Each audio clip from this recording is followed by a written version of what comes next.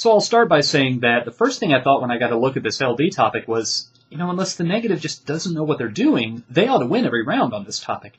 And the more I think about it, the more I think that there are some angles that the affirmative can pursue that could improve that balance just a little bit. But I still think that this is a pretty negative bias topic.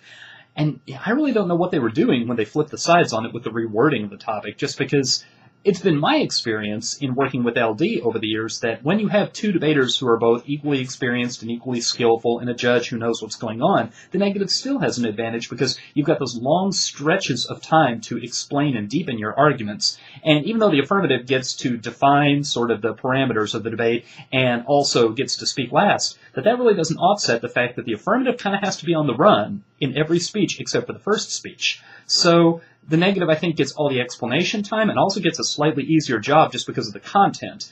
But we'll see. We'll have to look and see how that plays out because everyone always has a prediction about how the ground is divided at the beginning of the year, and you never really know until the season gets underway. So to start with, defining a couple of terms, I've seen a couple of people say in discussing this topic that they believe in going straight into the topic and not trying to be too cute or too clever in defining terms.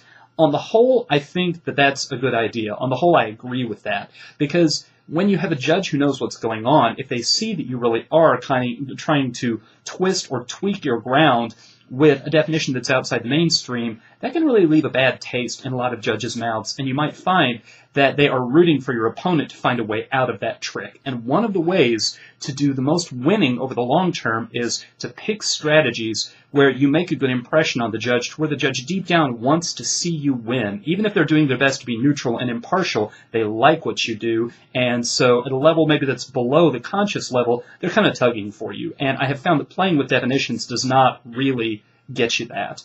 So what I would do with the term legitimate in the topic is I would define it pretty straightforwardly, and the most straightforward definition I can think of is a government that conducts itself in such a way that it deserves to have its authority respected. In other words, the way the government operates, people ought to go along with its rules, its regulations, and its laws because it is a good government. And if you can get that concept across, I think that pretty much dispenses with that.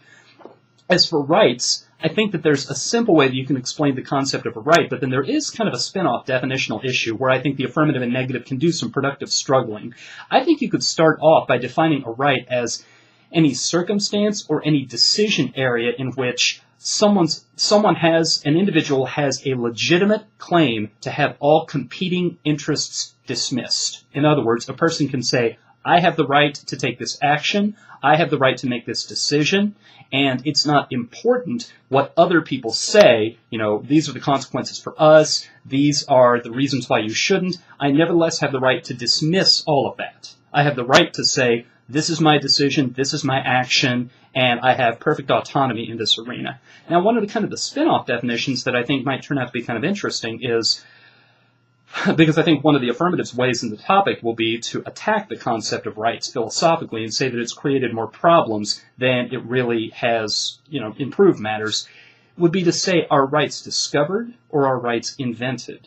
In other words, do we reason our way to saying that people have certain rights in a way that any rational, reasonable observer ought to agree? Or do we think up rights? Do we make claims that certain things are rights just because we like that state of affairs better?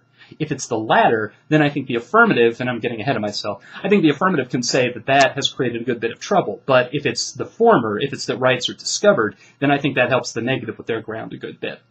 With that said, I think that for the affirmative, you're going to hear some approaches to affirmative cases this year that frankly are sloppy. I'm going to identify them because you might at this moment be tempted by them, and I'm just going to throw out there my impression that these are not strategies that are going to win over the long haul. One of those is to make sort of the very simple utilitarian argument that the needs of the many outweigh the needs of the few, that calculated utilitarianism is really the most intellectually rigorous, the least subjective way of handling tough decisions, and that because government needs to be withdrawn from anyone's sort of individual circumstances, you might use the Rawlsian veil of ignorance argument, that really what government ought to do, and you could even get some support for this out of writings about law and economics, and a professor by the name of Richard Posner, really what government ought to do is that government ought to count.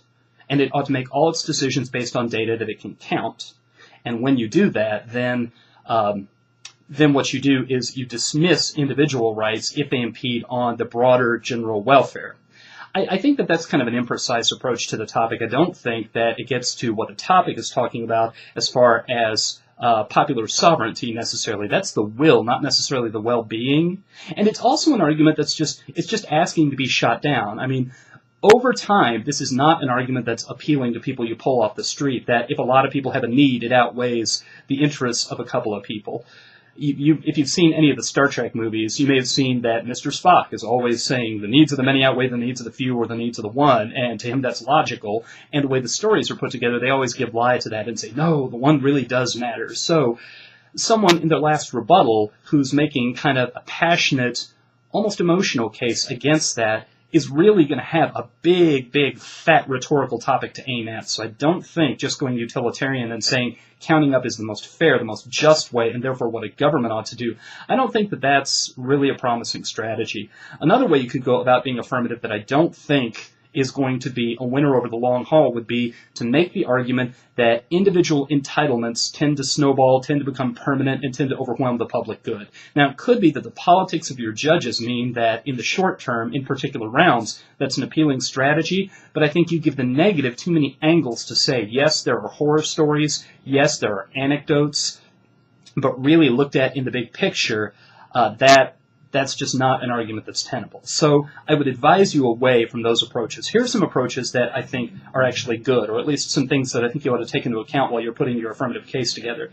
If you haven't ever read anything by Amitai Etzioni, and I talked about him a little bit in trying to sort of orient you to last year's topic, The Spirit of Community, his books about communitarianism, then you need to run right out and get them. And in particular, there's a book that follows in his philosophy by a legal scholar, political philosopher by the name of Mary Ann Glendon. And the title of the book is Rights Talk. And it talks about how rights become hyper-individualistic and about how there's a downplaying of responsibility and there's a downplaying of the importance of community cohesion. And I think that that could become almost this year's version of No Contest. That could become or both those authors could become this incredibly, incredibly rich vein of arguments to make on the affirmative side of the topic. You also might go dig out the Texas Law Review, and this is going to go back probably before you were born, but the May 1984 issue, there's a symposium, and the symposium is entitled The Critique of Rights. I wouldn't necessarily go to the arguments in all the articles in that issue, because you'll see right away the authors make no bones about the fact that they are far left, that they are downright Marxist. But one of the articles, Peter Gable, and the title of the article is, where is it? The Phenomenology of Rights Consciousness and the Pact of the Withdrawn Selves. He makes a pretty slick little argument in there about alienation, about how when we run back to our rights and assert our rights, we engage in less sort of creative problem solving, less reaching out to other people and figuring out what is the optimal way to proceed from where we find ourselves. And it becomes more, I have to stand up for my rights, as though your rights were something that could be put in a safety deposit box and put away in the bank, instead of just being an idea, instead of being a framework for what to do in certain circumstances. And he calls that reification. So you might find that on the affirmative, what you could say is, when we work for consensus, when we try to figure out what is the mood of the body politic as a whole, in its entirety, and when we try to figure out how can we take where we are right now and try to reach a state of affairs that's optimal given what the body politic wants, that's a lot better than these flawed constructs, all of this rights talk that just necessarily skews what a government ought to be doing. So that's what I would start with if I were you. Etzioni and Glendon and possibly Gable as well.